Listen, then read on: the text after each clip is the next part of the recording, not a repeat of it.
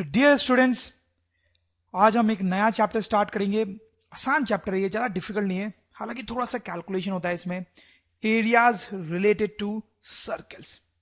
Circles हमारे लिए बहुत इंपॉर्टेंट फिगर होता है, पता ही है आपको। इन दो डायग्राम्स में भी आप देख सकते हैं बहुत सारे सर्कल्स हैं। तो उनसे रिलेटेड एरियाज के क्या फॉर्मूलेज होते हैं, क्या क्वेश्चंस होते हैं, वो सब हम यहां पर देखेंगे। तो लेट अस स्टार्ट। सबसे पहले सर्किल से रिलेटेड कुछ बहुत ही बेसिक टर्म्स रिकॉल कर लेते हैं, ऐसा आपको शायद पता ही हो।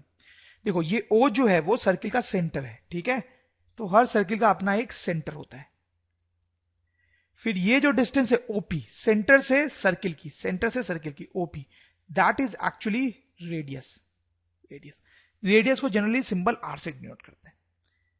फिर ये जो लाइन है स्टूडेंट्स PQ कैसी line? Line passing through centre, line passing through centre of circle, line passing through centre of circle, उसको हम बोलते हैं डायामीटर, उसको बोलते हैं डायामीटर, और उसको सिंबल D से डिनोट करते हैं।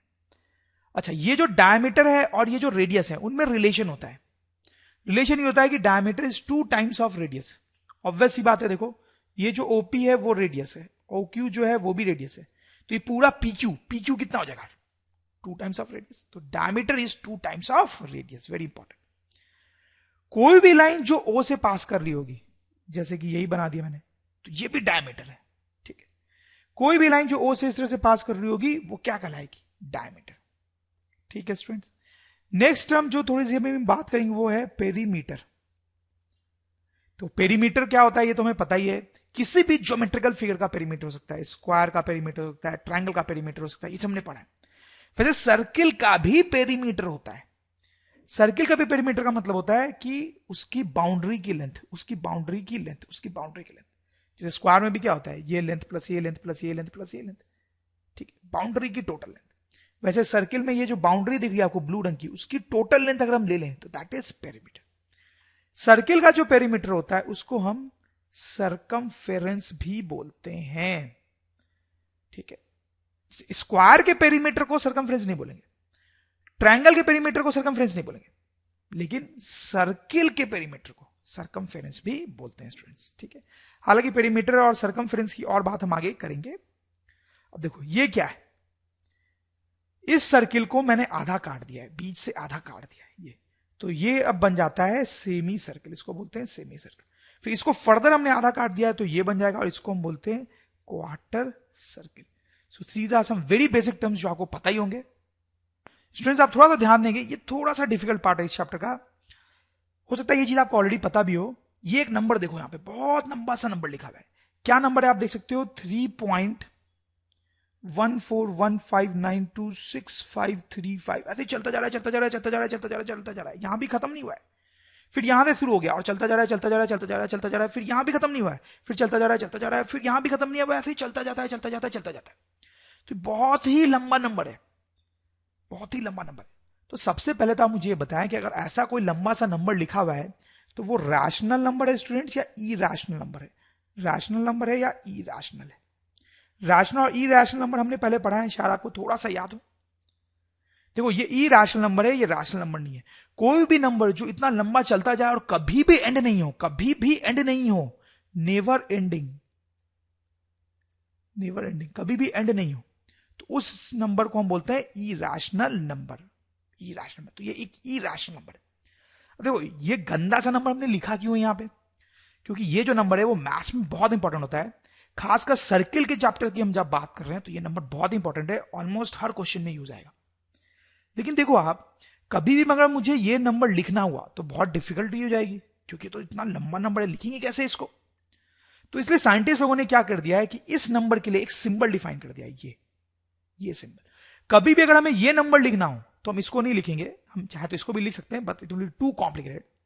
बट इसके बजाय हम ये सिंबल बना सकते हैं, इस सिंबल को हम बोलते हैं पाई। तो अगर ये सिंबल आपने बना दिया तो इसका मतलब है कि आप ये नंबर की बात कर रहे हो, ठीक है।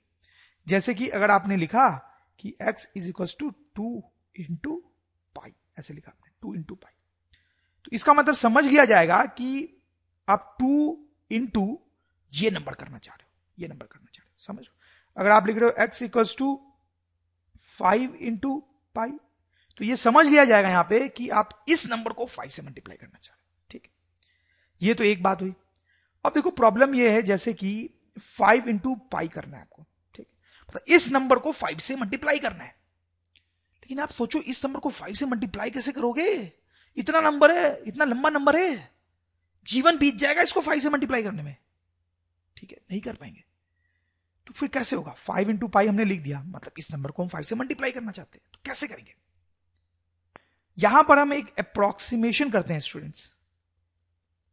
अप्रोक्सीमेशन क्या अप्रोक्सीमेशन करते हैं? आप देखें पाई की जो वैल्यू है, पाई की, वो तो ये नंबर है, ठीक है, ये नंबर है, ठीक है, लेकिन ये नंबर बहुत लंबा है, इसलिए हम अप्रोक्सीमेटली बोल देते हैं कि पाई की जो वैल्यू है वो 3.14 ही है, 3.14 ही है। देखो पाई जो है वो था 3.14 और उसके बाद और बहुत सारे डिजिट्स थे, तो उन सारे डिजिट्स को हमने नेग्लेक्ट कर दिया, उन सारे डिजिट्स को हमने नेग्लेक्ट कर दिया, नेग्लेक्ट, सिर्फ इन 3 डिजिट्स को हम कंसीडर कर रहे हैं 3.14। तो हम बोल रहे हैं पाई की अप्रोक्सीमेट वैल्यू हम 3.14 लेंगे, 3.14 लेंगे, ओके। अब जब हमें 5 इंटू पाई करना है तो अब आप समझ गए होंगे, अब तो करना आसान है, तो हम लिखेंगे 5 इंटू 3.14 और अब तो आप आराम से मल्टीप्लाई कर ही लोगे, ठीक। तो देखो पाई की एग्जैक्ट वैल्यू तो ये होती है बहुत लंबी सी, बट कभी भी कोई कैलकुलेशन करना हो तो पाई की अप्रोक्स वैल्यू हम ये ले लेंगे, ठीक है। कई बार पाई की वैल्यू 22/7 भी लिखी जाती है, ये भी अप्रोक्सीमेट वैल्यू है। अगर आप डिवाइड करोगे तो यही आएगा, कुछ कुछ आप देख सकते हो डिवाइड करके। तो इस डिस्कशन में मेनली आपको यह ध्यान रखना है कि ये सिंबल पाई कहीं भी लिखा होता है तो उसका मतलब है कि हम ये नंबर यूज करेंगे या ये नंबर यूज करेंगे 22/7। चलो बात करते हैं एरिया ऑफ सर्किल की, ठीक है, मतलब सर्किल के अंदर ये जो रीजन होता है, ये जो रीजन होता है उसका कितना एरिया होता है, उसका कितना एरिया होता है। सर्किल का जो एरिया होता है उसका फॉर्मूला होता है स्टूडेंट्स पाई आर स्क्वायर। पाई क्या होता है मैंने आपको बताया, आर आप समझ ही गए होंगे, यहां पे रेडियस है, रेडियस। तो कोई सर्किल जो होता है उसके एरिया का फॉर्मूला है pi r square. This very important formula जो बिल्कुल आपको याद होना चाहिए। देखो ये फॉर्मूला हमें ये भी बता रहा है कि अगर आर की वैल्यू ज्यादा होगी, अगर आर की वैल्यू ज्यादा होगी तो एरिया भी ज्यादा होगा। ऐसा लगता है क्या आपको? देखो बिल्कुल ऐसा ही होगा। देखो अगर मैं बड़ा सर्किल बनाऊंगा, ठीक है, ये बड़ा सर्किल है, तो इसका जो रेडियस है वो भी ज्यादा है, रेडियस ज्यादा है, और अगर रेडियस ज्यादा है तो एरिया भी इस फॉर्मूले से ज्यादा आएगा, और वो आना भी चाहिए यार, ठीक है। और बड़ा अगर मैं सर्किल बनाता हूं, आप देखो और बड़ा अगर मैंने सर्किल बना दिया तो आप क्लियरली देख सकते हो कि इसका जो रेडियस होगा वो और भी ज्यादा है, और भी ज्यादा है, और वो और भी ज्यादा है तो एरिया भी और भी ज्यादा आएगा इस फॉर्मूले से, जो कि आना भी चाहिए, ठीक है। तो किसी भी सर्किल का एरिया होता है पाई आर स्क्वायर, और रेडियस जितना ज्यादा होता है सर्किल का, आप देख सकते हो एरिया उतना ही ज्यादा दिख भी रहा है आपको साफ साफ, और फॉर्मूले से भी लग रहा होगा। दूसरी चीज हम जो देखेंगे वो है पेरीमीटर या सरकमफेरेंस, पेरीमीटर या फिर सरकमफेरेंस ऑफ सर्कल, ठीक। तो कोई भी अगर सर्किल है हमारे पास, कोई भी सर्किल है, तो उसकी जो बाउंड्री है, बाउंड्री उसकी लेंथ यानी पेरीमीटर जो होती है उसका फॉर्मूला भी होता है स्टूडेंट, जो हमें याद रखना है, and that is 2 pi r, 2 pi r, इसको भी आप याद रखेंगे 2 पाई आर, ठीक। एरिया का फॉर्मूला पाई आर स्क्वायर और पेरीमीटर का 2 पाई आर। यहां पर भी आप देख सकते हो अगर सर्किल बड़ा होगा, अगर सर्किल बड़ा होगा तो रेडियस ज्यादा होगी, रेडियस ज्यादा होगी, और रेडियस ज्यादा होगी तो इस फॉर्मूले से पेरीमीटर भी ज्यादा आएगा, ठीक है। जब हम कुछ क्वेश्चंस करते हैं तो आपको और क्लियर हो जाएगा। एरिया का फॉर्मूला पाई आर स्क्वायर और पेरीमीटर का 2 पाई आर। एक चीज और आप यहां पे देख सकते हो कि इस फॉर्मूले को कई बार दूसरे तरीके से भी लिख सकते हैं। 2 पाई, ये जो आर है रेडियस, उसको हम लिख सकते हैं डायमीटर बाई 2, हमने देखा था थोड़ी देर पहले, तो ये 2 से 2 कैंसिल हो जाएगा और पेरीमीटर जाएगा पाई इंटू डी, ठीक है। तो ये भी आप ध्यान में रख सकते हैं कि पेरीमीटर 2 पाई आर तो होता ही है, या फिर इसको पाई इंटू डी भी लिख सकते हैं, ठीक बात है। वैसे ये जो एरिया होता है उसके साथ भी ऐसा ही कर सकते हैं। देखो ये जो आर है, आर उसको लिख सकते हैं डी बाई 2, आर की जगह पे डी बाई 2, आर की जगह पे हमने डी बाई 2 लिख दिया, तो ये हमारे पास आ जाएगा यहां से pi D square by 4, pi D square by 4। ये भी हमारे पास एक फॉर्मूला आ गया एरिया का, ठीक। तो क्या तो हम ये फॉर्मूला यूज कर सकते हैं पाई आर स्क्वायर या फिर पाई डी स्क्वायर बाई 4। ऐसे जनरली रेडियस वाले ही फॉर्मूले यूज होते हैं, जनरली रेडियस वाले ही फॉर्मूले यूज होते हैं। जैसे क्वेश्चन देखते हैं छोटा सा, radius of a circle, radius of a circle is 8.4 centimetre. एक सर्किल का रेडियस दिया हुआ है हमें, उसका एरिया और पेरीमीटर पूछा गया है। तो डिफिकल्ट काम है क्या? नहीं। तो ये एक सर्किल बना लिया हमने, नहीं भी बनाओ तो चलेगा क्योंकि सिंपल सा क्वेश्चन है। उसका रेडियस हमें दिया हुआ है 8.4 सेंटीमीटर, ठीक है। ठीक, तो इसके एरिया का फॉर्मूला क्या होता है स्टूडेंट्स? अभी अभी हमने देखा है, पाई आर स्क्वायर, ठीक है। अब पाई की जगह पे क्या लिखेंगे? पाई की जगह पे मैंने अभी आपको बताया था 22/7 लिख सकते हैं, इंटू आर स्क्वायर, मतलब आप देखो 8.4 इंटू 8.4, सही है, ये एरिया, और यूनिट सेंटीमीटर स्क्वायर। अब देखो आप यहां से 7 और इसको आप डिवाइड करके देखना, यू विल गेट 1.2। फिर ये तीनों नंबर जो है उनको आपको मल्टीप्लाई करना पड़ेगा, वो तो आपको करना ही पड़ेगा, तो आपके पास आएगा 221.76 सेंटीमीटर स्क्वायर। तो ये हमारा आंसर हो गया, this is area of circle. Calculation थोड़ी ज्यादा होती है इस चैप्टर में, ठीक है। काम आसान है, फॉर्मूला लगाना है, बट कैलकुलेशन तो करना पड़ता है। अगर हम पेरीमीटर की बात करें स्टूडेंट्स, तो हम लिखेंगे 2 पाई आर, ये फॉर्मूला बताया था मैंने आपको। पाई के जगह पे हम लिखेंगे 22/7 और आर के जगह पे 8.4। तो देखो ये 7 से आप इसको डिवाइड करोगे तो 1.2 आएगा, फिर सारी चीजों को आप मल्टीप्लाई करके देखोगे तो 52.8 सेंटीमीटर आएगा। That will be perimeter, our answer.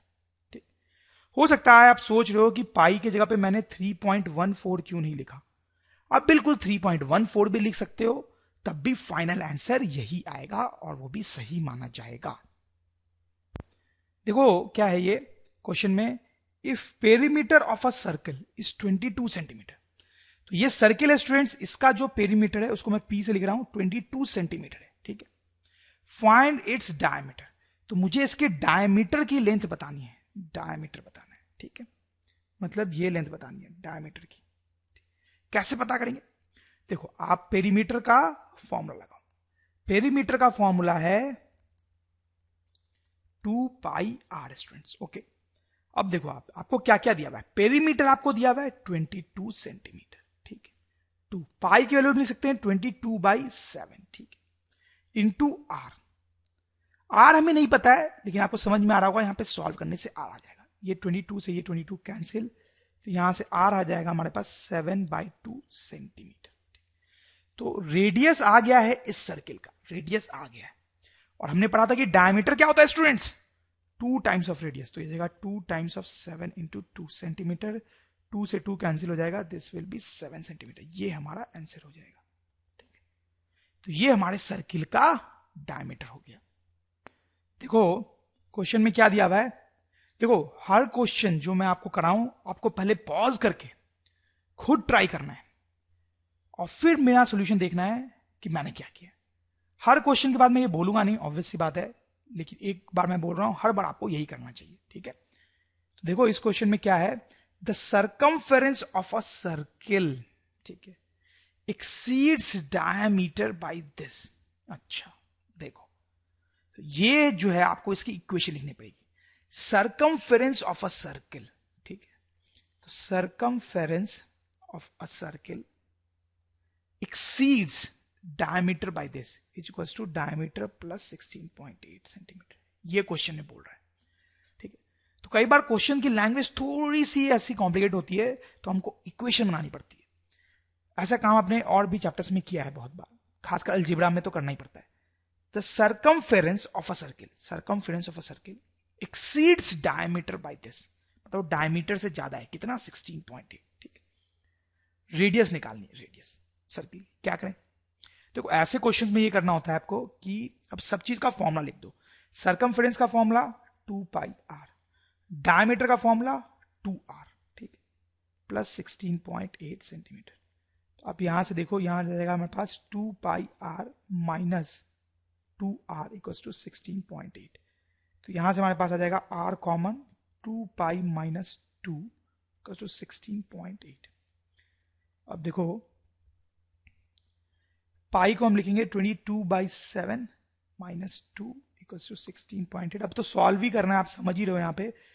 तो अगर हम इसको सॉल्व करेंगे तो will get 44 by 7 minus 2 equals to 16.8. From here we'll get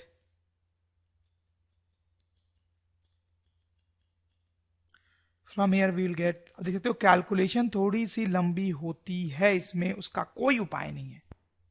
इसको जब आप सॉल्व करोगे तो 3.92 सेंटीमीटर हो जाएगा। That will be our answer. ठीक है, तो देखो यहां पे हमने क्या किया, आप ध्यान दो। ऐसे क्वेश्चंस कई बार आते हैं अलजेब्रा में, ऐसे क्वेश्चंस बहुत होते हैं कि कुछ ऐसा दिया हुआ होगा कि आपको उससे इक्वेशन बनानी पड़ेगी।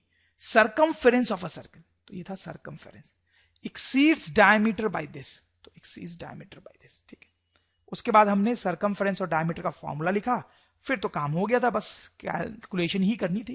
कैलकुलेशन करके आंसर आ गया हमारे पास। अच्छा, एक चीज और आप शायद हो सकता है देख रहे हो कि पाई की वैल्यू मैं 22/7 ही रख रहा हूं। ठीक है, जबकि मैंने आपको बोला था कि पाई की वैल्यू हम 3.14 भी रख सकते हैं और 22/7 भी रख सकते हैं। इनफैक्ट सही बात है, आप दोनों ही रख सकते हो। मैं ये प्रेफर कर रहा हूं क्योंकि ये रखने से थोड़ी सी कैलकुलेशन आसान लगती है मुझे। ठीक है, ये रखने से थोड़ा डेसिमल के फॉर्म में आता है तो मल्टीप्लाई वगैरह करना थोड़ा डिफिकल्ट लगता है मुझे। बट आप ये भी ले सकते हो, बट जनरली यही लेने पे आसान होती है कैलकुलेशन। ओके, देखो हर क्वेश्चन में फॉर्मूला वही यूज होता है जो हमने देखा है, बस क्वेश्चन को थोड़ा सा घुमाया जाता है। देखते हैं इसमें कैसे घुमाया गया है। Circumference of 2 circles is a ratio 2:3। अच्छा, देखो क्या बोला जा रहा है यहाँ पे, जैसे कि 2 सर्किल हैं, एक छोटा हो सकता है और एक बड़ा हो सकता है। ठीक है, इसको मैं सर्किल 1 बोल देता हूं, इसको सर्किल 2 बोल देता हूं। देखो इसका कुछ सर्कमफेरेंस होगा और इसका भी कुछ सर्कमफेरेंस होगा। तो C1:C2, C1 मतलब इसका सर्कमफेरेंस, C2 मतलब इसका सर्कमफेरेंस, उनका रेशियो हमें दिया हुआ है स्टूडेंट्स, आप देखो 2:3। ठीक है, ये दिया हुआ है।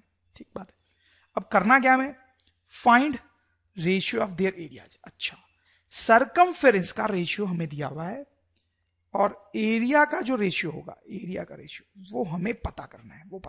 क्या करेंगे, देखो आप शायद समझ ही पा रहे हो, ऐसे क्वेश्चन को करने का तरीका ये होता है कि सर्कमफेरेंस का रेशियो आप अपने तरीके से देखो, अपने तरीके से।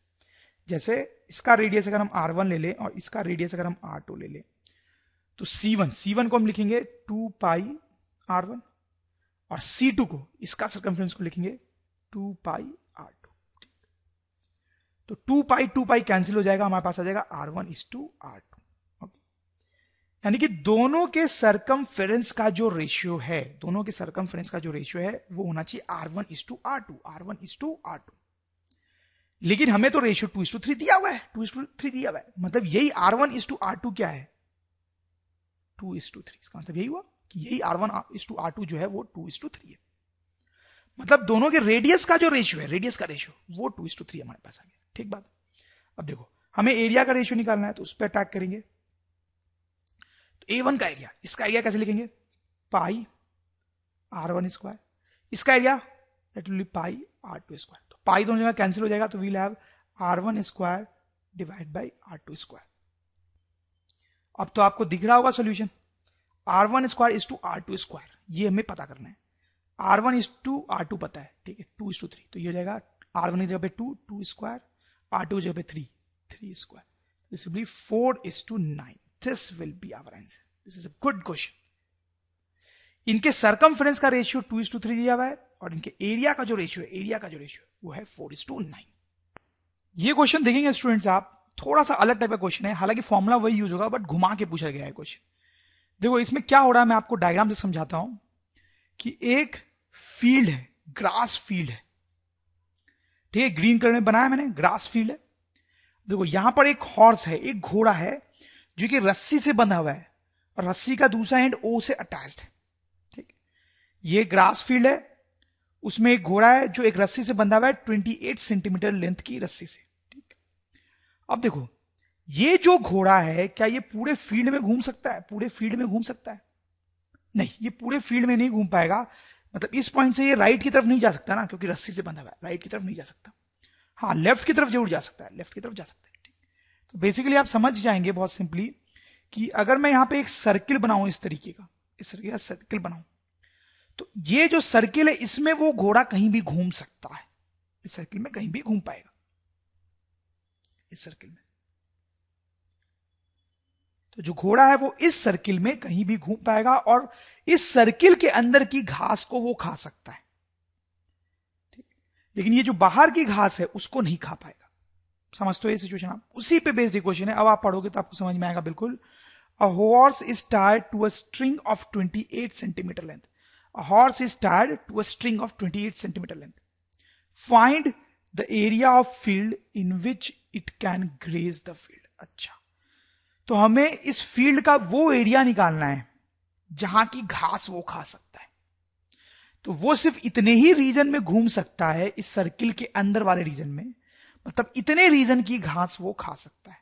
तो इसका एरिया हमें निकालना है, इसका इतने रीजन का हमें एरिया निकालना है जितने रीजन में वो घास खा सकता है। तो एरिया हम निकाल लेंगे ऑब्वियसली सर्किल के एरिया के बराबर है, that is pi r square. Pi is 22/7, r square, r is 28। 7 से 28 कैंसिल करेंगे तो 4 मिलेगा, तो we will have 22 into 4 into 28।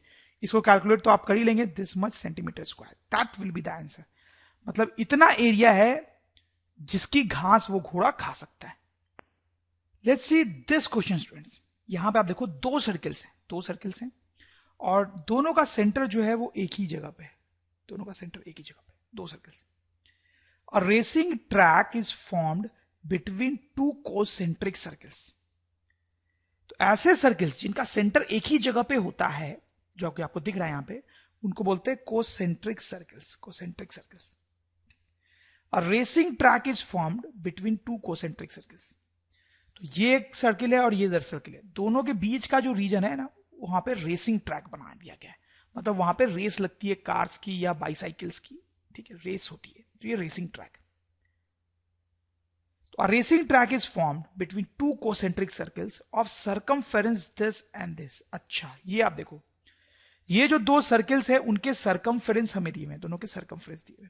Find width of track, तो ये डिस्टेंस हमें निकालनी है स्टूडेंट्स, विड्थ ऑफ ट्रैक, ठीक है, इसको W बोल लेते हैं। कैसे निकलेगा ये विड्थ, सोच पा रहे हो आप?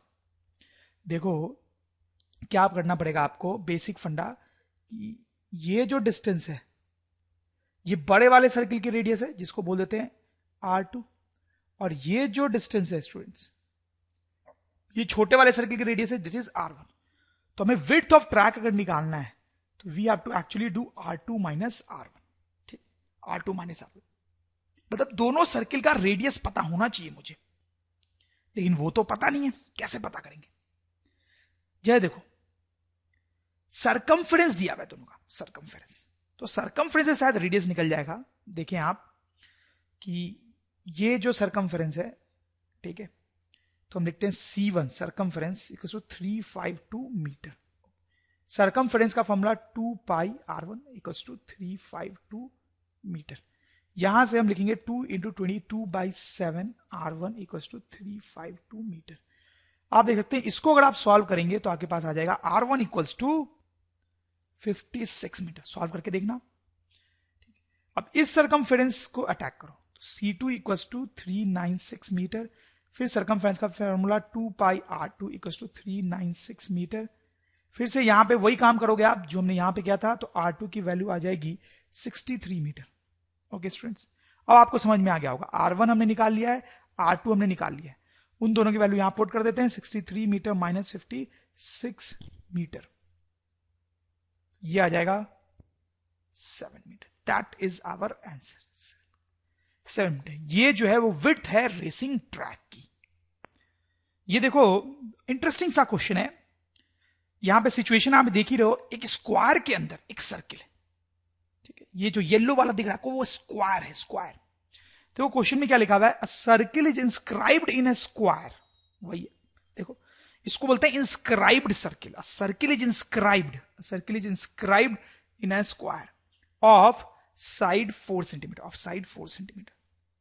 Find area of circle. तो ये जो सर्किल है स्टूडेंट्स, उसका एरिया निकालना है। कैसे निकालेंगे? एरिया जो है वो होगा पाई आर स्क्वायर, ठीक है, लेकिन इसका एरिया नहीं दिया हुआ है, सॉरी रेडियस नहीं दिया हुआ है, सर्किल का रेडियस नहीं दिया हुआ है, तो क्या करें? देखो इसको आप ऐसे भी लिख सकते हो, आर को हम लिख सकते हैं d/2 का होल स्क्वायर, ऐसे लिख सकते हैं, इस फॉर्मूले को हमने देखा भी था। अब देखो पाई के लिए लिख देंगे 22/7, डी को एक बार रहने दो, नीचे 2 और यहां होल स्क्वायर। अब ये डायमीटर, डायमीटर तो ये जो सर्किल है उसका जो डायमीटर है स्टूडेंट्स वो ये है, कितना होगा ये डायमीटर, सर्किल का डायमीटर कितना होगा, क्या लगता है आपको? अरे बहुत क्लियर है, इस सर्किल का जो डायमीटर है वो ये 4 सेंटीमीटर ही है, स्क्वायर के साइड के बराबर। तो जो डायमीटर है that is equal to side of square, so that is equal to 4 centimetre. ठीक है, तो डायमीटर की जगह पे हम 4 सेंटीमीटर देंगे। अब इसको सॉल्व कर लेंगे तो हमारा एरिया आ जाएगा। आसान है क्वेश्चन। चलो ऐसा ही एक और क्वेश्चन करते हैं हम। यहां पे ये जो क्वेश्चन है इस क्वेश्चन का उल्टा है, ध्यान से देखो। यहां पे स्क्वायर बाहर में था, सर्किल अंदर था। यहां पे देखो स्क्वायर जो है वो अंदर है स्टूडेंट्स, स्क्वायर जो है वो अंदर है और सर्किल बाहर है, उल्टा है। Okay, a circle is circumscribed around a square, तो इसलिए बोला जा रहा है circle is circumscribed around a square. तो सर्किल जो है वो स्क्वायर के बाहर है, इस तरीके से जैसे कि इस फोटो में दिख रहा है। ओके, इसका उल्टा, स्क्वायर ऑफ साइड 2 सेंटीमीटर। अच्छा, अब ये जो स्क्वायर है उसकी साइड लेंथ हमें दी हुई है 2 सेंटीमीटर, ये 2 सेंटीमीटर दिया हुआ है। Okay, find area of circle, फिर से हमें सर्किल का एरिया निकालना है स्टूडेंट, सर्किल का एरिया निकालना है। ठीक है, देखो सर्किल का एरिया कैसे निकलेगा? सर्किल का एरिया निकालने के लिए हमें ये फॉर्मूला यूज करना पड़ेगा या फिर ये फॉर्मूला यूज करना पड़ेगा।